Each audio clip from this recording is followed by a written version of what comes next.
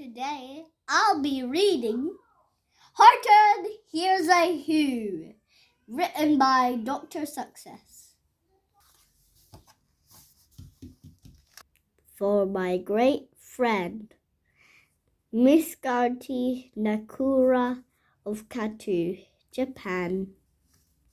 On the 15th of May, in the jungle of Nu, in the heat of the day, cool of the pool, he was splashing, enjoying the jungle's great joys. When Horton the elephant heard the noise, Horton stopped splashing. He looked towards the sound. That's funny, thought Horton. There's no one around. Then he heard it again. Just a very faint yelp, as if some teeny person were calling for help. I'll help you, said Horton. But who are you? Where? He looked up. He looked and looked. He could see nothing but a small peck of dust bowling past through the air. If I say murdered Horton, I have never tell of a small peck of dust that isn't able to yell. So, you know what I think. Why? I think that there must be someone on top of that small speck of dust. Some sort of creature of a very small size, too small to be seen by an elephant's eyes. Some poor little person who's shaking in fear that he will blow in the pool. He has no way to steer. I just have to save him, because after all, a person, no matter how small,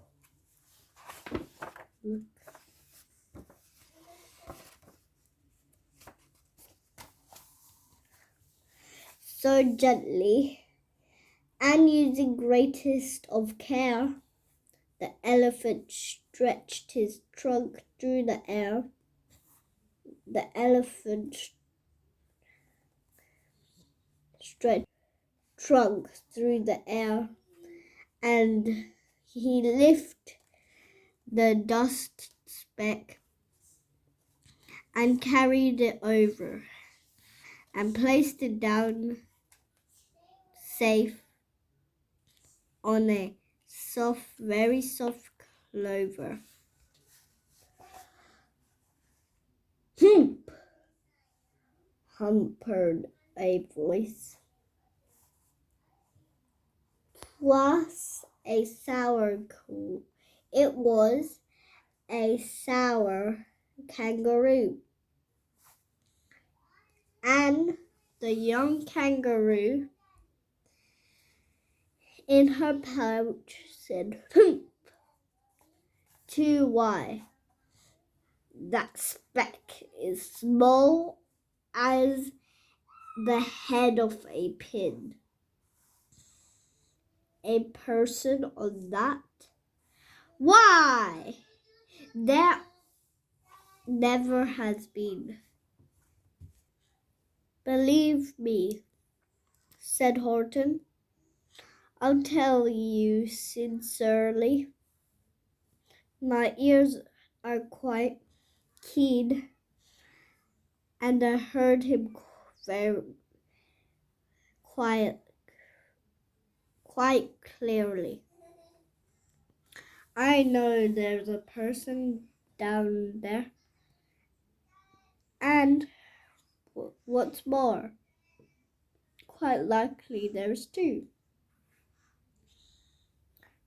even three, even four, quite likely a family for all that we know.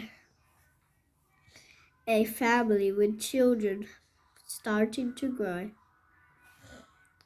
So please, Horton said, as a favor to me, try not to disturb them.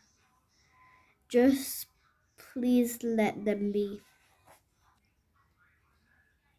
I think you are a fool, laughed the sour kangaroo. And the young kangaroo in her pouch said, me too. You're the biggest blameful in the jungle's mule. And the kangaroos plunged in the cool of the pool. I can't let my very small person get drowned. I have got to protect them. bigger. I am bigger than they. So he plucked up the clover and hustled away. Through the high jungle tree tops, the news quickly spread. He talks to a dusk of speck. He's out of his head. Just look at him walk with that speck on that flower. And Horton walked, worrying almost an hour. Should I put this speck down? Horton thought with alarm. If I do, this small person may come to harm. I can't put it down, and I won't. After all, a person, no matter how small. Horton stopped walking. The speck voice was talking. The voice was so faint that he could barely hear it. Speak up, please, said Horton. He put his ear near it. My friend, came the voice, you're a very fine friend. You've helped all us folks on this dust speck no end. You saved all of our houses, our ceilings and floors. You saved all of our churches and grocery stores. What did you mean? Horton gasped. You have buildings there too? Oh yes, piped the voice. We must certainly do. I know, called the voice. I'm too small to be seen, but I'm mayor of a town that is friendly and clean. Our buildings to you would seem terribly small, but to us who aren't big, they are wonderfully tall. My town is called Whoville, for I'm Boo, and we who's are thankful and grateful to you. And Horton called back to the mayor of town, "You're safe now. Don't worry, I won't let you down." But just he spoke to the manure speck, the three big jungle monkeys climbed up Horton's neck. The Wickerson brothers are shouting, "What rot? This elephant is talking to who's who are not. There aren't any who's and don't have a manure. And we're gonna stop all this nonsense, so there." They snatched Horton's clover. They carried off to a black-bottomed eagle named Wald Ignokoff, a mighty strong eagle of very swift wing. And they said, "Will you kindly get rid of this thing?" And before the poor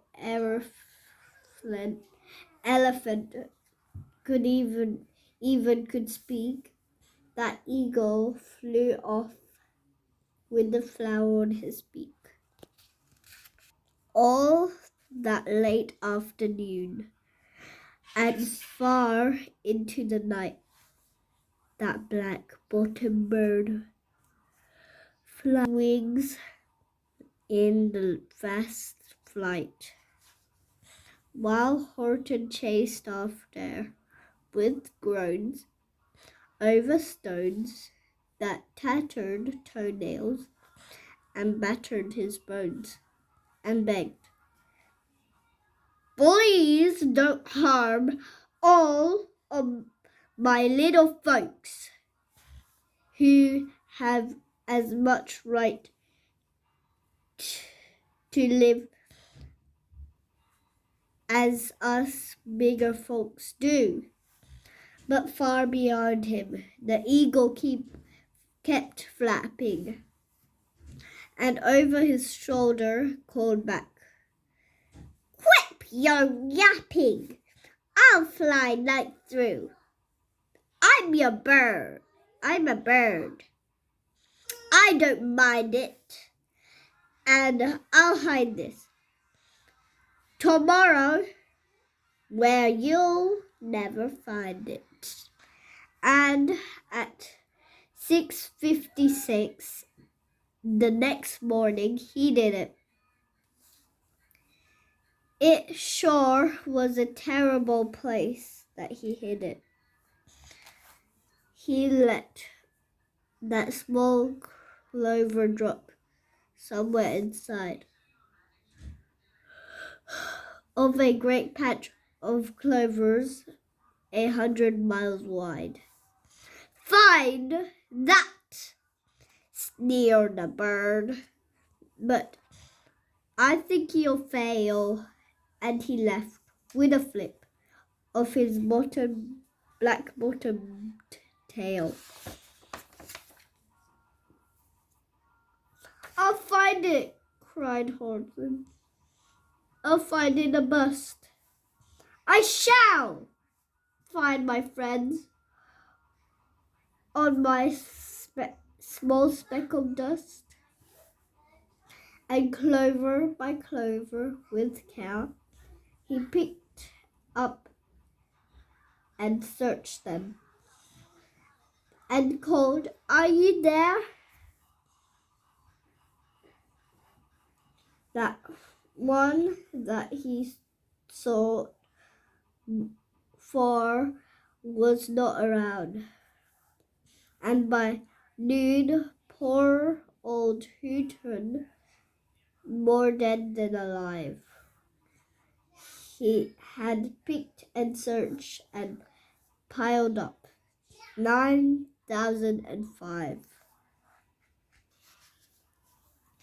Then on the afternoon, hour by after hour, till he found them at last. On the millionth flower. My friends, he cried the elephant. Tell me, do tell. Are you safe? Are you sound? Are you whole? Are you well? Out from the speck came the voice of the mayor. We rarely had trouble. Much more than our share. When that black-bottomed birdie let us go and we dropped, we landed so hard that our clocks had stopped. Our teapots are broken, our rocking chairs had smashed, and our bicycle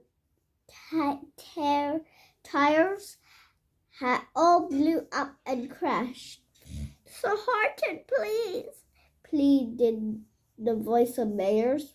Will you stick us shoes while we're making the repairs? Of course, Horton answered. Of course, I'll stick. I'll stick by you, small folk. Through thin and through thick. Hump! Humped a voice.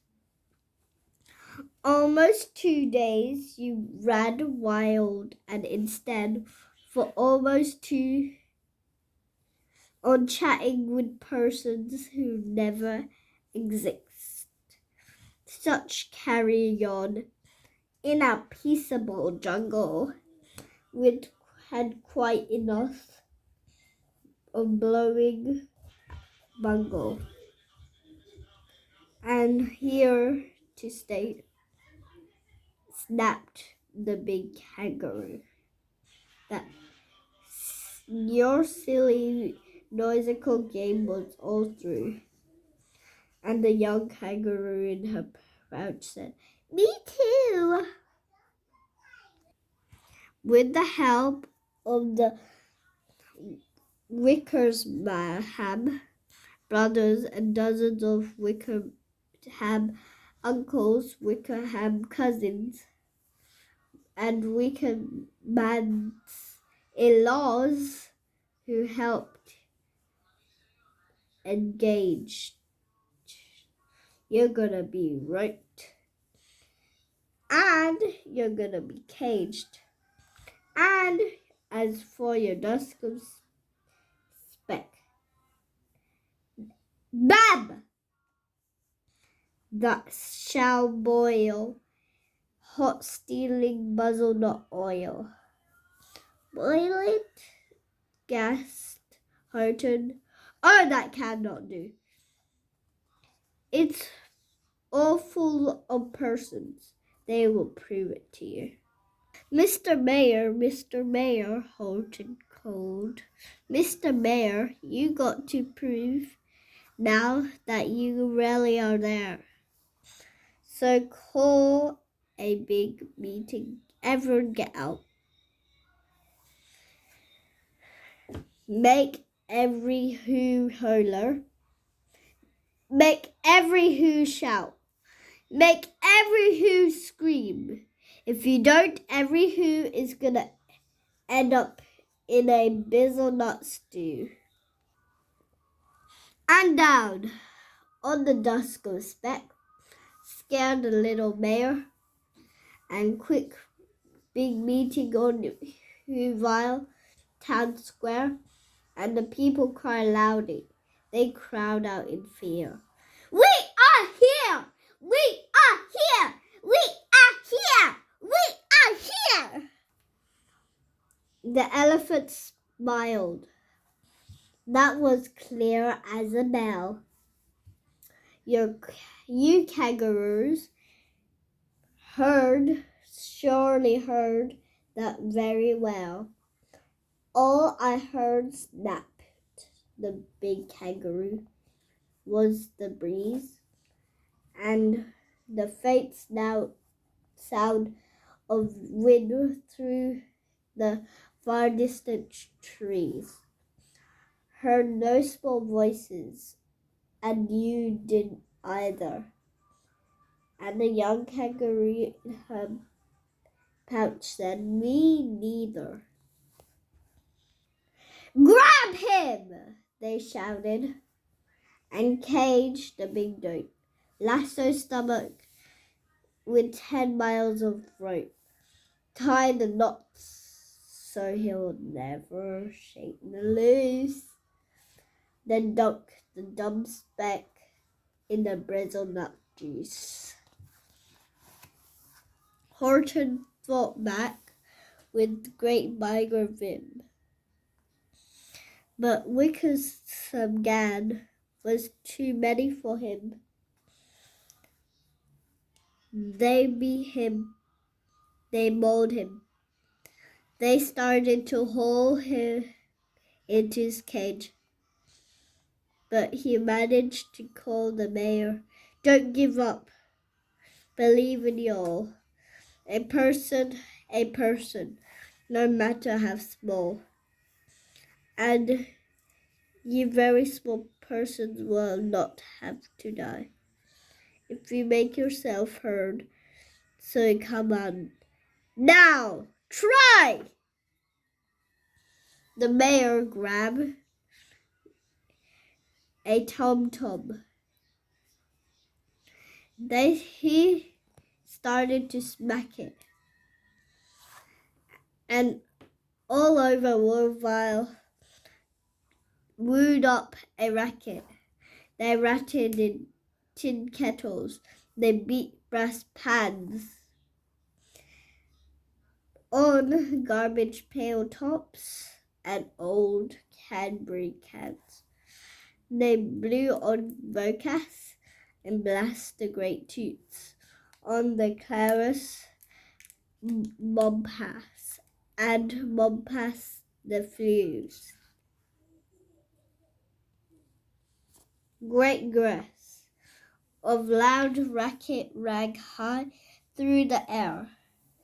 They rattled and shook the whole sky, and the mayor called up through howling in manhole. "Hey, Horton! How's this? Is our sound coming through?" And Horton called back, "I could hear you just fine, but the kangaroo's ears aren't strong quite as mine. They don't hear a thing. Are you sure, all your boys? Are you doing their best? Are they all making noise? Are you sure every down in Warville is working? Quick, look through your town. Is there anyone shrinking?" Through the town rushed the mayor, from the east to west, but everyone to be doing his best. Everyone seemed to be yapping and yipping. Everyone seemed to be beeping and biping, but wasn't enough. All raccoons and roar. He had to find someone to help him to make more. He raced through each building. He searched floor to floor. And just as he felt he was going nowhere and almost about to give it in despair, he suddenly burst through the door that mayor discovered one shrinker, quite hidden away.